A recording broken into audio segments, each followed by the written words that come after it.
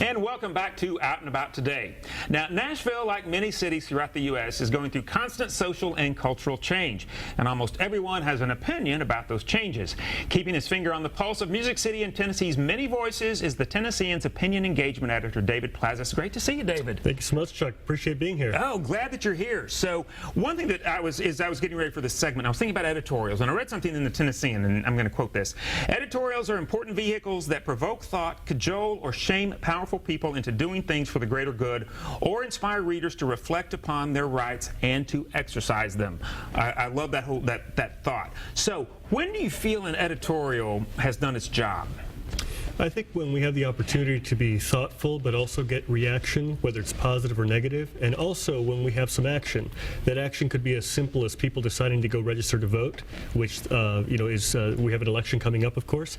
And then the other thing too is when there's action at a legislative level. Did we get some policy that improves people on transportation and health care, improved the city? Did we get a result in an election that was positive toward the betterment of all Middle Tennessee, for example? Well, and you talk about to betterment, like, have you seen editorials hopefully take people to the next level of doing good from maybe possibly committing a wrong or something like that? Sure. The Tennessean for many years has been a watchdog on issues of public records and on issues, for example, of looking at the government. So you look at something like Department of Children's Services and trying to find out why is it that so many children were dying in custody, and finally getting access to those records and being able to tell a narrative and getting the government to change its whole process, become more transparent so that you wouldn't have these situations of children dying. So that's one concrete example, but also getting people to be thoughtful about calling their legislators, because sometimes that's a very powerful tool. People feel powerless, and when you say, here's a number, here's an email, you go tell your legislator that this is what bill you think should pass or shouldn't pass, there's a lot of power there that the citizen has. And obviously there is an editorial board at the Tennessean, so you guys, it's not just one person's opinion, but what do you do when the editorial board is divided?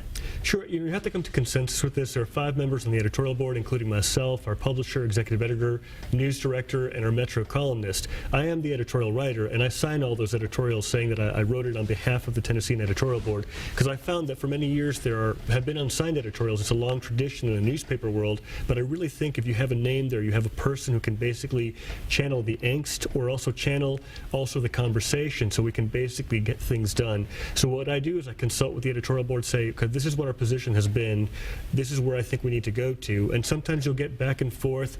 We think this needs to be included, or maybe that shouldn't be included, and it's a really, really lively but very civil discussion that finally gets to that message. And it's very influential. Do you feel that pressure of how influential it can be? I do, in calls, in tweets, in emails.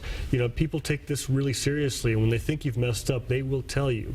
And every now and then when they think you've done a good job, they'll also tell you, but typically you'll hear more from complaints. Right, which is the way that it goes. Now, one of the things I was looking back on, the top 10 read Tennessean editorials of 2015. Some were very interesting, some didn't really surprise me, but the number one was the editorial board endorses Megan Barry for Nashville mayor, when you guys did that back last July. So did that surprise you that was the most read editorial of the year? It was a pleasant surprise for sure. I wasn't surprised from the standpoint of how we programmed that. That is, we went through a process that lasted for months. We made a deliberate effort to make sure that it was a surprise until the very end, and put all of our digital weight behind that. So when it came to newsletters, push alerts, really getting it out there both in print and online, I'm really, really pleased with those efforts, and to make it an event, not just an article, but an event for the community. And to believe that we could have had some influence in that race, since ultimately Megan Barry did win the mayorship. Right, exactly. Some of the other top stories, just for people watching, the Vandy rape trial, call to action, fight sexual assault, elect a mayor, not a holy man or woman for Nashville, Tennessee lawmakers pander to NRA on gun bills. A lot of these hot topic, hot button issues. Yeah, people have a desire, a thirst for accountability issues. They want to see government held accountable. They really want to talk about issues of religion, for example. So those have been also in the top 10 or top 20.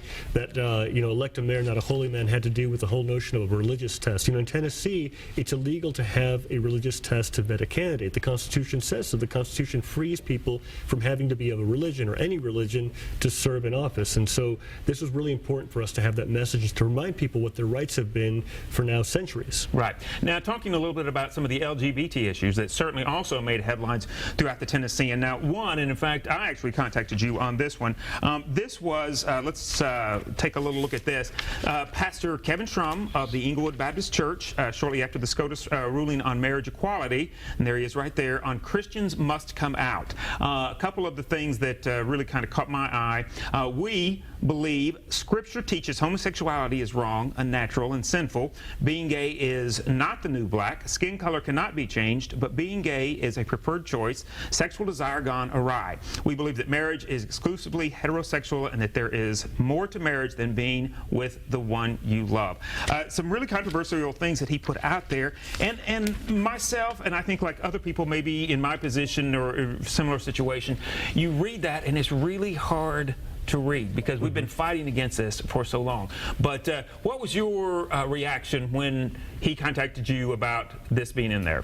You know, when I received it, he contacted me directly with it, and I thought it was an important voice to have out there. This was especially after the Obergefell ruling that made same-sex marriage legal throughout the land, because I think that the conservative voices are still very important as part of this discussion. Rather than marginalize them, I'd rather them be in the public square so people can debate those issues. It's true that afterwards I did get a lot of reaction from folks saying, well, that's a prejudiced reaction, you should stop publishing those types of comments. But if we started just publishing those that were popular at the time, imagine 10 years ago, LGBT opinions would have been marginalized as well, and we would have said, no, we don't want those. But I can tell you back 10 years ago when I was doing the opinion business back then, in Florida, we were very strong about having those opposing points of view. Now, it's interesting, we've seen this 180-degree turn where the progressive point of view seems to be the one that's winning the argument these days. That's why it's important to create these spaces for alternative points of view to be there. And today, that alternative point of view is that conservative religious point of view. Right. David Plazas, thank you so much for being here. There's so much more to talk about, so you're going to have to come back and see us again in the future, okay? It was my pleasure. Thanks so much. All right, well, we do appreciate it very much. Well, that's all the time we have for this edition of Out and About today. We will see you next time. Good night.